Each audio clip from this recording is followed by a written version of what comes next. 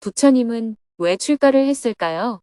2025년 5월 13일 백일 법문 86일째 정토불교대학 인간붓다 2강. 안녕하세요. 법륜 스님의 100일 법문 86일째 날입니다. 오늘은 정토불교대학 강의를 하는 날입니다. 스님은 새벽 수행과 명상을 마친 뒤 정토불교대학 강의를 위해 정토사회문화회관으로 향했습니다. 오전 10시 15분이 되어 정토불교대학 오전반 수업을 시작했습니다. 지하 대강당에는 150여 명의 입학생이 자리했고 온라인 생방송반에는 170여 명이 접속했습니다. 오늘은 부처님의 일생을 배우는 두 번째 시간입니다. 지난 시간에는 부처님이 이 세상에 태어난 당시 인도의 자연환경과 사회적, 역사적 배경에 대해 살펴보았습니다. 오늘부터는 부처님의 탄생과 성장, 그리고 사문유관과 출가 과정까지 살펴보기로 했습니다. 삼귀유와 수행문을 함께 읽고 3배의 예로 법문을 청하자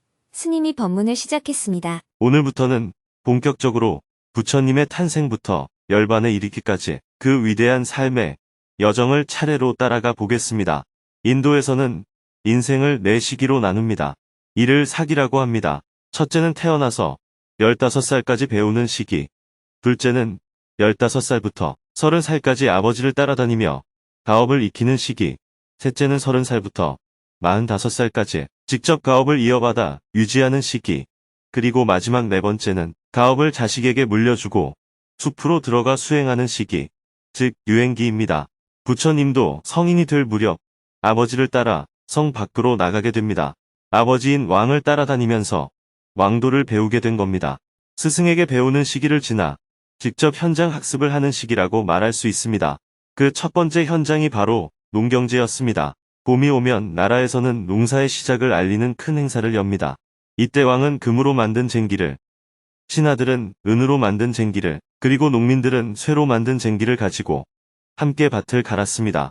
이것은 단순히 농사의 시작을 알리는 행사일 뿐만 아니라 왕이 아들 앞에서 자신의 위엄을 보여주려는 행사였습니다. 그런데 행사 중에 보니 아들 시다르타가 보이지 않는 겁니다. 그래서 행사가 다 끝난 후에 아들을 찾게 되죠.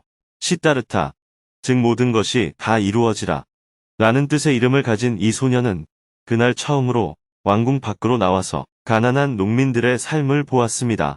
농민들은 다 노예들이었습니다. 당시 인도의 사회 구조는 전체 인구 중 10%도 안 되는 귀족들과 나머지 90%의 노예들로 이루어져 있었습니다. 노예들은 농사짓고 심부름하고 요리와 빨래, 청소, 옷감 짜는 일 등 모든 노동을 도맡아 하고 있었습니다. 노예들의 비참한 삶 위에 귀족들의 편안한 삶이 이루어지고 있었던 것입니다. 모두가 함께 행복할 수 있는 길은 없는가? 태자는 그날 그런 노예들의 삶을 처음 보았습니다. 첫 번째로 만난 사람은 농부였습니다. 옷은 다 헤어지고 몸은 흙투성이고 얼굴은 시커멓게 그을려 있었습니다. 그 얼굴에는 깊은 고통이 서려 있었습니다. 그래서 태자가 물었습니다. 당신은 왜 이렇게 고통스럽게 살고 있습니까? 농부가 대답했습니다. 관리들과 주인이 너무 가혹하게 착취해서 그렇습니다. 그 말을 들은 태자는 큰 깨달음을 얻습니다. 자신이 궁 안에서 누렸던 안락하고 풍요로운 삶이 바로 이들의 고통 위에 놓여 있었다는 사실이었습니다. 거기서 더 나아가 태자는 농부가 가죽 채찍으로 소를 때리면서 밭을 가는 모습을 보았습니다. 소는 입에 거품을 물고 숨을 헐떡이며 쟁기를 끌고 있었습니다. 태자는 농부의 편리함도 그 소의 고통 위에 놓여 있음을 알게 되었습니다. 그런데 쟁기가 땅을 파자 그 속에서 벌레들이 튀어나왔고 새가 날아들어 그 벌레를 쪼아 먹었습니다. 하나가 살기 위해 다른 하나가 죽는 모습이었습니다. 그 모습을 본 소녀는 큰 의문을 품게 됩니다. 왜 하나가 살기 위해서는 다른 하나가 죽어야 하는가? 왜 하나가 편리하려면 다른 하나가 괴로워야 하는가? 왜 어떤 이의 행복은 다른 이의 불행 위에 놓여야 하는가? 모두가 함께 살고 함께 행복할 수는 없는가? 이런 의문은 훗날 부처님을 만난 호살라국의 빠세나디 왕이 훌륭한 왕이 되려면 어떻게 해야 합니까? 라고 물었을 때 대왕이시여, 타인의 불행 위에 자신의 행복을 쌓지 마십시오. 라는 말씀의 토대가 되었습니다. 농부와의 만남 이후 태자는 농경제에는 관심이 없어지고 근처 연부수 아래에 앉아 깊은 사색에 잠겼습니다. 왜 하나가 살기 위해서 다른 하나가 죽어야 할까? 함께 사는 길은 없을까? 이런 생각에 골몰하다 보니 시간 가는 줄도 몰랐습니다. 경전에서는 이 장면을 다음과 같이 묘사하고 있습니다. 처음에는 시다르타가 나무 그늘 아래에 앉아 있었는데 시간이 지나 해가 기울고 햇살이 그를 비추었습니다. 그러자 나뭇가지가 저절로 움직여서 그에게 그늘을 만들어줬다고 합니다. 인도 사람들은 모든 존재의 신성이 깃들어 있다고 믿었습니다. 나무에도 신이 있다고 믿기 때문에 나무 스스로 그늘을 만들어 주었다는 이야기가 나오는 것입니다. 경전 속 이야기를 이해하려면 그런 인도의 문화와 철학, 믿음을 아는 것이 필요합니다. 왕은 아들을 찾으러 나섰다가 나무 아래에서 고요히 명상에 잠긴 시다르타를 발견했습니다. 그 순간 그는 시다르타의 의연한 자세를 보고 자기도 모르게 아들에게 절을 했습니다. 왕은 아들에게 평생 3번의 절을 했는데 이번이 2번째였습니다. 첫 번째는 아시타 선인이 아들이 붓다가 될 것이라고 예언했을 때, 2번째는 명상하는 아들의 모습을 보고, 3번째는 부처님이 깨달음을 얻고 고향에 돌아왔을 때였다고 경전에 기록되어 있습니다. 농경제에 다녀온 이후로 시다르타는 말수가 줄었고 항상 골똘히 뭔가를 생각하는 모습이었습니다. 스승들에게도 자신의 의문에 대해 질문했습니다. 왜 하나가 살기 위해서 다른 하나가 죽어야 합니까? 다 같이 사는 길은 없습니까? 하지만 누구도 태자의 질문에 답을 주지 못했습니다. 우리가 배우는 모든 학문은 어떻게 하면 내가 이기는가? 어떻게 하면 더 많은 이익을 얻는가?에 맞춰져 있습니다. 함께 사는 길은 무엇인가라는 질문은 아무도 하지 않았어요. 학교에서도 가르쳐주지 않고 스승도 그런 생각을 해보지 않았기 때문에 대답을 할 수 없었던 것입니다. 늘 이기는 법을 가르치지만 현실에서는 대부분이 이기지 못하고 좌절합니다. 아이가 어릴 때는 부모가 세상 모든 것을 다 아는 줄 알지만 자라면 부모조차 모르는 것이 많다는 사실을 알게 됩니다. 이런 질문을 부모에게 해도 오히려 쓸데없는 생각 말라 고 나무랄 뿐이었죠. 질문을 던져도 답을 들을 수 없고 더 이상 물을 데가 없으니 혼자 사색할 수밖에 없었습니다. 그것이 바로 탐구입니다. 그 탐구를 지속하는 사람이 구도자입니다. 무엇인가를 배우고 익히는 것만으로는 구도자라 할 수 없습니다. 과학자가 어떤 주제를 깊이 연구하듯 자기 내면의 의문을 스스로 탐구하는 사람이야말로 참된 구도자입니다. 시다르타는 이렇게 구도의 길에 들었습니다. 이때부터 그를 보살, 즉 보디사트바라고 부릅니다. 여기서 보디는 깨달음이라는 뜻이고 사트바는 중생이라는 뜻이에요. 그러므로 보디사트바란 깨달음을 향해 나아가는 자라는 뜻입니다. 완전한 깨달음을 얻었을 때 비로소 붓다라고 부릅니다. 깨달음을 얻기 전에는 깨달음을 향해 나아가는 사람이기 때문에 중생은 중생이지만 깨달은 중생이라고 하는 것입니다. 고타마 시다르타의 구도 여정은 세상의 실상을 뚜렷이 마주하고 문제의식을 자각한 데서 시작됩니다. 이 문제의식을 일으킨 계기가 바로 사문유관입니다. 성곽의 내문을 나가서 세상의 현실을 본 것입니다. 중생이 이렇게 괴로움 속에 살아가고 있구나. 동문으로 나갔을 때 붓다가 처음 마주한 것은 늙은이였습니다. 그런데 불교가 종교화되는 과정에서 사문유관의 사건은 역사적 맥락과 사회적 의미가 사라진 채 단순화되었습니다. 늙은 사람을 보았다. 병든 사람을 보았다. 죽은 사람을 보았다. 하고 축약되어 전해졌습니다. 그렇게 되면서 사람은 늙고 병들어 죽을 수밖에 없다. 어떻게 하면 늙고 병들어 죽지 않을 수 있는가 하는 철학적 문제만 남고 그 속에 담긴 사회적 문제의식은 사라지게 됩니다. 당시 인도 사회를 이해한다면 붓다가 성 밖에서 본 노인은 단순히 늙은 사람이 아니었습니다. 성 안에는 늙은 사람이 없었겠어요? 붓다가 마주한 노인은 바로 늙어서 버려진 사람이었습니다. 노예는 늙거나 병들면 가치가 없어져 버려졌고 죽으면 시신조차 제대로 처리되지 않았습니다. 그저 쓰레기처럼 내다 버려졌습니다. 이런 시신을 버리는 곳을 시타림이라 불렀습니다. 상위 계급은 죽으면 장례를 치르고 화장했지만 노예는 그럴 만한 가치가 없다고 여겨서 시신을 갖다 버렸어요. 우리나라에서도 과거에는 종이나 노비에게 무덤을 쓰지 않았습니다. 그냥 땅을 파서 묻고 말았어요. 아이가 죽었을 때도 무덤을 만들지 않았어요. 산속에 구덩이를 파서 묻고 그 위에 돌과 망개나무 가시를 덮었습니다. 아이들도 정식으로 무덤을 쓰지 않았던 시절이 있었어요. 붓다가 성문을 나와 만난 사람은 보호받지 못한 노인이었습니다. 그 묘사가 아주 구체적입니다. 노인의 머리와 귀밑과 수염은 서리같이 새었고 검은 얼굴은 주름으로 구겨졌으며 눈에서는 눈물을, 코에서는 콧물을 흘리고 이는 모두 빠져 있었다. 온몸은 검게 주름지고 살빛은 검은 점으로 얼룩져 있었으며 오직 뼈와 껍질만 남았을 뿐 살이 없어서 늘어진 목덜미가 밑으로 처진 것이 마치 소의 염주걸이 늘어진 것과 같았다. 입은 옷은 다 떨어져서 몸을 제대로 가리지도 못하였으며 가래가 끓고 숨이 차서 목 안에서 나는 그르렁거리는 소리는 마치 톱질하는 것과 같았고 사지를 부들부들 떨고 숨이 끊어질 듯 팔딱거렸다.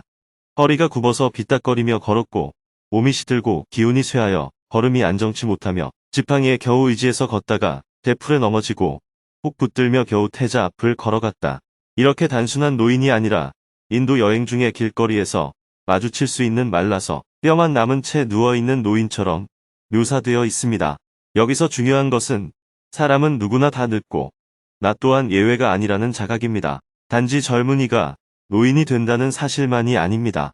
왕족인 나 또한 언젠가 늙고 심지어 노예가 될 수 있다는 인식에까지 이릅니다. 그 시절엔 왕족도 전쟁에서 지면 죽임을 당하거나 노예로 팔려갔습니다. 실제로 부처님 당시 석가족은 호살라국의 공격을 받아 대부분 죽임을 당하거나 살아남은 자들은 도망치다 잡혀 노예로 팔려갔어요. 그래서 지금 인도에 남아있는 석가족 후손들은 크샤트리아 계급이 아닌 수드라 노예 계급에 속합니다. 이렇게 타인의 고통이 곧 자신의 고통일 수 있다는 자각, 즉 자기화가 이루어진 것입니다. 남문에서는 병든 자를 만났습니다. 여기에서도 단순한 병자가 아닙니다. 아프면 치료를 받아야 하는데 치료는커녕 길가에 버려진 병자였습니다. 경전에서는 이렇게 묘사되어 있습니다. 병자의 몸은 야위어서 피골이 상접하였으며 배만 유독 불렀고 안색이 누렇다 못해 풀었다. 기침을 하고 구역질을 심하게 했으며 모든 뼈마디는 격심하게 쑤시고 쓰레기 더미 위에 버려진 채 9개의 구멍에서는 썩은 물이 흐르고 대소변을 그대로 싸고 그 위에 앉거나 누워 있어 악취가 심했다. 눈으로는 사물을 보지 못하고 귀로는 소리를 듣지 못하고 거칠게 숨을 쉬며 손과 발로 허공을 더듬고 신음하며 부르짖되 아버지, 어머니하고 애타게 찾으며 내 아내여, 내 아들아 하고 슬퍼하고 그리워하였다. 그 다음 서문에서는 죽은 자를 보았습니다. 그 시신 또한 길거리에 내버려진 상태였습니다. 노예는 죽은 뒤에 시신조차 거두어지지 않았습니다. 이런 장면을 통해 붓다는 세상의 참혹함, 즉 중생의 고통을 온몸으로 마주하게 된 것입니다. 북문에서는 한 수행자를 만났습니다. 그 수행자는 비록 옷은 다 떨어졌고 비쩍 마른 몸이었지만 눈빛만은 샛별처럼 빛났고 자세는 당당했습니다. 태자는 당신은 어떤 사람입니까? 하고 물었습니다. 그는 자신이 출가 수행자라고 답했습니다. 출가 수행자는 무엇을 하는 사람입니까? 하고 다시 물으니 진리를 찾기 위해 다 버리고 집을 떠나 수행하는 사람입니다. 라고 답했습니다. 이 대화에서 태자는 품고 있던 의문에 대한 힌트를 어느 정도 얻게 되었습니다. 아, 나도 출가 수행을 한다면 답을 얻을 수 있겠구나 하는 희망을 품고 출가 수행자가 되겠다는 원을 세우게 됩니다. 사문유관의 시기에 대해서는 경전마다 조금씩 다릅니다. 어떤 경전은 16세에 사문유관이 있었고 19세에 결혼했다고 묘사하기도 하고 반대로 16세에 결혼하고 19세쯤 사문유관이 있었다고도 합니다. 아무튼 15세에서 20세 사이에 붓다는 세상의 모순을 사실대로 인식하게 된 것입니다. 출가하려 했으나 부모의 반대로 뜻을 이루지 못했고 그 사이에서 번민하고 또 수행하게 되었습니다. 이 무렵에 중요한 사건이 있었는데 당시 인도에는 두 가지 삶의 방식이 있었습니다. 하나는 아버지가 아들에게 가업을 물려주고 자신은 출가 수행에 나서는 전통이었습니다. 그러나 이 시기는 절대 왕정으로 넘어가던 시기로 왕이 죽을 때까지 왕위를 내려놓지 않으려 했습니다. 그로 인해 왕자들이 불만을 품고 아버지를 몰아내고 왕이 되는 경우가 많았습니다. 가장 대표적인 사례가 마가다국입니다. 왕인 빈비사라를 쫓아내고 아들인 아자타사투가 왕이 되었습니다. 코살라국의 빠세나디 왕도 외출한 틈을 타 아들이 쿠데타를 일으켜 왕위를 차지했습니다. 부처님이 출가했을 때 빈비사라 왕은 부처님께 왕자이면서 왜 출가했는지를 물었습니다. 혹시 아버지가 왕위를 물려주지 않아 불만이라 출가를 한 건지 묻는 장면이 경전에 나옵니다. 당시에는 원래 아버지가 아들에게 왕위를 물려주고 수행의 길로 들어서는 것이 하나의 전통 문화였지만 시대가 흐르면서 왕이 죽을 때까지 자리를 지키는 절대 군주 체제로 변해가던 시기였습니다. 지금의 부탄을 보면 인도의 전통 문화와 닮아 있습니다. 부탄 국왕의 아버지는 아직 살아있고 저보다도 나이가 젊어요. 그러나 그는 이미 20년 전에 왕위를 아들에게 물려줬어요. 왕위를 물려준 뒤에는 국정에 일절 관여하지 않고 수행에만 전념하고 있습니다. 그러니 더 존경받는 거겠죠. 사문유관 이후 부탄은 세상의 모순을 더욱 절실히 느끼게 됩니다. 부모가 결혼까지 시켜보지만 그것으로도 뜻을 꺾을 수 없었습니다. 그래서 태자에게 한 지역의 통치를 맡겼습니다. 그러나 그곳 역시 왕궁 주변과 다르지 않았습니다. 농부들은 헐벗고 소는 채찍을 맞으며 쟁기를 끌었습니다. 그곳에서 태자는 중생이 이렇게 얽매여 괴로움 속에 살아가고 있구나 하는 현실을 실감했습니다. 하인을 시켜 짐승의 곱비를 모두 잘라 자유롭게 놓아주고 노예들도 다 풀어주었습니다. 이 기록대로라면 부탄은 인류 역사상 제일 먼저 노예 해방을 실천하신 것입니다. 그러나 이런 행동만으로는 당시 사회 시스템에서 지역 통치가 제대로 이루어지지 않았을 겁니다. 이 방식만으로는 문제 해결이 안 되었어요. 태자는 도대체 어떤 방식이어야 모두가 함께 살고 함께 행복해질 수 있는 길인가 하는 질문에 대한 답을 왕궁 안에서는 더 이상 찾을 수가 없었습니다. 그리하여 마침내 출가를 결심하게 됩니다. 이어서 궁금한 점에 대해 질의응답 시간을 가진 후 스님은 무대에서 내려왔습니다. 사회자가 학생들에게 수행 연습 과제를 안내했습니다. 학생들은 다음 주까지 수행 연습을 꾸준히 해본 후 다시 만나기로 하고 조별로 마음 나누기를 했습니다. 스님은 지하 1층 공양관에서 대중과 함께 점심 식사를 한 후 오후 2시에는 외교 안보 전문가들과 모임을 했습니다. 미국 트럼프 대통령의 관세 정책이 세계를 뒤흔들고 있는 가운데 한국, 북한, 미국의 관계를 어떻게 풀어나가면 좋을지 2시간 동안 전문가들과 대화를 나누었습니다. 오후 4시 30분에는 부탄 지속 가능한 개발을 위한 부탄정부와 JTS 간의 정기운영위원회 회의에 온라인으로 참석했습니다. 부탄 정부에서는 내각 장관, 왕실 비서실장, 잼강 주지사, 트롱사 주지사가 참석하고 JTS에서는 법륜 스님과 박진아 대표가 참석했습니다. 린첸다와님이 시간을 내어서 통역 봉사를 해주었습니다. 먼저 지난 3월에 개최된 운영위원회 회의에서 결정된 사항인 운영위원회 구성 및 운영 방식에 대해 잼강 주지사와 트롱사 주지사가 참석한 가운데 다시 한번 확인하고 결정하는 시간을 가졌습니다. 이어서 향후 3년간 부탄 지속 가능한 개발을 위한 사업에 사용할 예산 배정 및 프로젝트 범주에 대해 초안을 발표하고 검토했습니다. 1단계는 주로 생활 개선 사업에 집중하기로 하고 주거 환경 개선, 농수로와 울타리 보수, 식수와 도로 개선, 학교 시설 수리 및 교육 기자재 지원, 의료활동 지원 사업을 일관성 있게 추진하기로 했습니다. 사업 계획을 확정한 후 내각 장관이 제안했습니다. 7월 1일부터 지속 가능한 개발 사업의 본 프로젝트가 추진되므로 그 전에 부탄 정부와 JTS가 양해각서를 체결하면 좋겠습니다. 네, 제가 6월 말에 부탄을 방문하니까 그때 체결합시다. 자재 운반과 관련한 조달 규정을 함께 확인한 후 마지막으로 내각 장관이 마무리 말씀을 해주었습니다. 한국에서 많은 후원자들이 정성을 들여 보내주신 돈인 만큼 저희도 최대한 아껴서 꼭 필요한 곳에 사용하겠습니다. 그래서 기부한 분들 모두가 자랑스러움을 느낄 수 있게 하겠습니다. 오늘 회의한 내용을 국왕께도 모두 보고 드리고 적극 지원하겠습니다.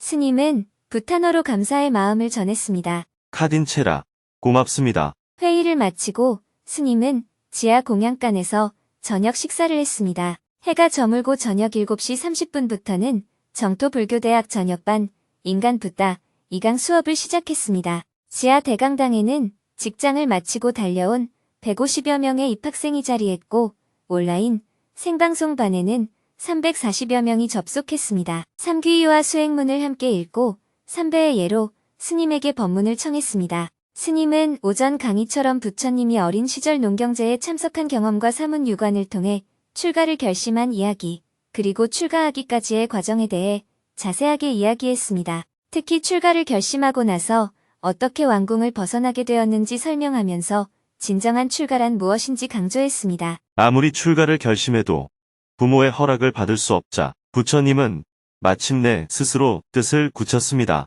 그리고 아들 라훌라를 남겨둔 채 출가의 길에 나섰습니다. 라훌라가 태어났을 때 부처님은 지금 출가하지 않으면 영영 기회를 놓치겠다 라는 생각이 들었습니다. 그러나 인도의 역사와 문화를 살펴보면 오히려 라훌라의 탄생이 출가의 결정적인 계기가 되었다고도 볼 수 있습니다. 당시 인도에서는 상속권이 오직 남자에게만 있었기 때문에 아들을 낳음으로써 집안의 대를 잇는 책임을 다했다고 여길 수 있었고 출가의 명분이 될 수 있었을 겁니다. 오직 일체 중생이 괴로움에서 벗어나는 길을 찾기 위해 출가하노라. 아버지의 반대에도 부처님의 결심은 더욱 단단해졌습니다. 이번에는 어머니가 눈물로 간절히 붙잡았습니다. 지금껏 출가하지 않은 것은 어머니의 눈물 때문이었으나 이제는 그 눈물조차도 부처님이 가는 길을 막을 수 없었습니다. 완전히 결심이 선 순간이었습니다. 그렇다고 해서 출가에 대한 허락을 받은 것은 아니었습니다. 허락을 구하는 것 자체가 불가능하다고 여겼기에 한마디로 몰래 야반도주를 했습니다. 밤중에 몰래 집을 나설 때 실제로 있었던 일인지 글쓴이의 상상인지 알 수 없지만 기록에는 부처님이 부인을 보고 싶어 했다는 언급은 없습니다. 그랬다면 출가하기 어려웠겠죠. 다만 마지막 가는 길에 아이는 보고 싶었다고 해요. 그래서 방문을 열고 아이를 보고 가려는데 부인의 품에 안겨 자고 있어서 차마 아이를 안을 수 없었습니다. 부인을 깨우게 되면 이를 그르칠 수 있어서 조용히 문을 닫고 집을 떠납니다. 이것을 유성출가라고 합니다. 왕궁의 성문을 넘어 출가했다는 뜻이에요. 우리는 흔히 절에 가면 부처님을 향해 승진을 하게 해달라, 결혼하게 해달라, 장사가 잘 되게 해달라 이렇게 기도합니다. 그러나 부처님은 자신이 가진 모든 것을 버리고 출가를 했습니다. 재산도, 부인도, 가족도, 심지어 왕위마저도 버리고 출가했습니다. 출가는 연애에 실패해서, 시험에 떨어져서, 취직이 안 돼서 하는 것이 아닙니다. 그런 것들이 다 갖추어져 있어도 본질적으로 의미가 없다는 것을 알고 떠나는 것이 출가입니다. 부처님은 혹시 아버지가 뒤쫓아 올지 모른다는 생각에 말을 타고 7나라를 지났습니다. 당시 한 나라의 크기는 지금의 우리나라 군 단위 정도로 작았습니다. 7나라를 지나 큰 강을 건넌 뒤에야 더 이상 아버지가 따라오지 못하리라 여기고 시종을 돌려보냈습니다. 그러고는 스스로 머리카락을 자르고 출가하였습니다. 부처님은 왜 출가를 했을까요? 이렇게 부처님이 출가하는 장면이 굉장히 중요합니다. 우리는 출가라 하면 좀 비관적으로 생각하는 경향이 있습니다. 저도 왜 출가했냐는 질문을 수도 없이 받았어요. 사람들은 대개 슬픈 사연을 기대하나 봐요. 누군가가 죽어서, 애인과 헤어져서, 시험에 떨어져서, 사업이 망해서, 부부간의 갈등 같은 이야기를 듣고 싶어 합니다. 나는 자연인이다. 같은 TV 프로그램을 봐도 대부분 이와 비슷합니다. IMF 때 집안이 망해서 혹은 몸이 아파서 산에 들어갔다는 사연이 많아요. 이처럼 세상에서 낙오해서 세상을 등진 것이 대부분의 출가 이야기입니다. 이렇게 출가하면 어떤 일이 생길까요? 자기가 목표한 돈보다 더 많이 벌 기회가 생기거나 헤어진 애인보다 더 나은 사람을 만나게 되거나 이루지 못한 꿈보다 더 높은 지위가 주어진다면 비록 승복을 입었더라도 욕망을 추구하게 됩니다. 스님들 가운데에도 권력이나 지위, 돈, 명예 등 온갖 세속적인 것들을 탐하는 사람들이 있습니다. 그건 거기에 열등의식을 갖고 있기 때문입니다. 그러나 부처님의 출가는 달랐습니다. 부처님은 다 버리고 출가하셨습니다. 왕이 될 수 있었지만 왕위를 버렸고, 재물이 있었지만 재물을 버렸고, 가족이 있었지만 가족마저도 떠났습니다. 경전에는 부처님이 성을 나서며 이렇게 결심하는 장면이 나옵니다. 일체 중생이 괴로움에서 벗어나는 도를 얻지 못한다면 나는 이 성으로 다시 돌아오지 않겠다. 높은 성벽에서 떨어져 죽을지언정, 독약을 먹고 죽을지언정, 도를 얻기 전에는 결코 이 성으로 돌아오지 않겠다. 그리고 출가의 결단을 내린 자리에서 부처님은 시종에게 이만집으로 돌아가라고 말합니다. 그러나 시종은 주인을 버리고 돌아가면 벌을 받을 수도 있다는 두려움에 돌아가기를 거부했습니다. 그러자 부처님은 시종에게 징표를 하나 건네며 아버지에게 이렇게 말을 전하라고 합니다. 내가 출가하는 것은 나 혼자 잘 살기 위해서도 아니고 죽어서 하늘나라에 태어나기 위해서가 아니며 남의 꼬임에 빠져서도 아니다. 나는 오직 일체 중생이 괴로움에서 벗어나는 길을 찾기 위해 출가한 것이다.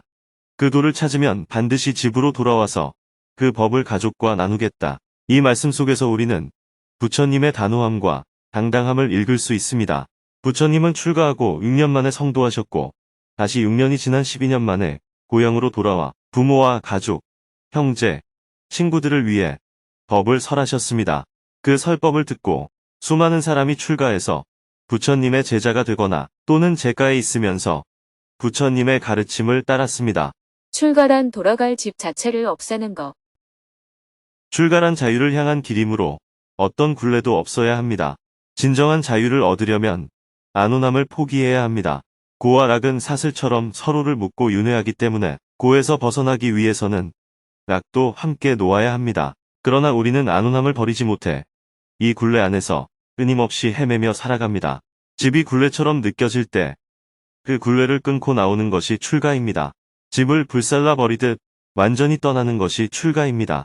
단순히 이 집을 나와 다른 집을 찾아 떠나는 것은 가출일 뿐이고 돌아갈 집 자체를 없애는 것이 출가입니다. 출가의 형식에는 두 가지가 있습니다.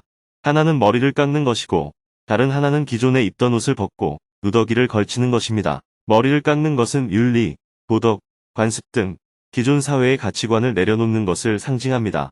그리고 옷을 벗는다는 것은 왕위, 재산, 가족 등 모든 기득권을 버리겠다는 자세를 의미합니다.